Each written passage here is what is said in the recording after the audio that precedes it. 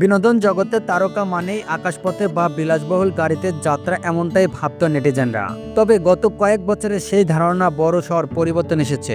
সম্প্রতি সিনেমা বা সিরিজের প্রচারে টলিউডের অনেক তারকাকে দেখা গিয়েছে ট্রেন বা বাসে চড়তে। রঘু ডাকাত ছবির প্রচারের সময়ও এমন দৃশ্য দেখে অভ্যস্ত হয়েছে দর্শকরা। তাই তারকাদের ট্রেনে যাত্রা এখন আর নতুন কিছু নয়। তবে হঠাৎ করেই টলিউডের অভিনেত্রী কৌশানী মুখার্জি বন্দে ভারত ট্রেনে চড়ার একটি ভিডিও সামাজিক যোগাযোগ মাধ্যমে ভাইরাল হতেই শুরু হয়েছে নতুন আলোচনা ও সমালোচনা।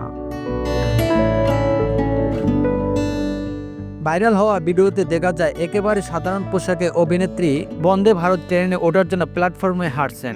সেই সময় অভিনেত্রীকে সাংবাদিকরা জিজ্ঞেস করেন ট্রেনে চড়ে তার অনুভূতি কেমন।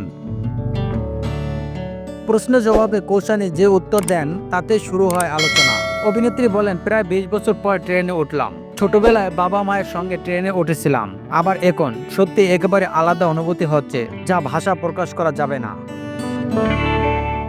কৌশানীর এই মন্তব্য শুনে নেটিজেনরা বেশ কটাক্ষ করেছেন। একজন কমেন্ট বক্সে লিখেছেন, সে যখন ট্রেনে চেপেছিলেন তখন আপনার বয়স কত ছিল তাহলে? তবে সমালোচনার মাঝেও অনেক ভক্ত কৌশানীর পক্ষে কথা বলেছেন। তাদের মতে একজন জনপ্রিয় অভিনেত্রী হয়েও সাধারণ মানুষের মতো ট্রেনে ভ্রমণ করা, এটাই ইতিবাচক দৃষ্টান্ত। আপন নিউজ, ঢাকা।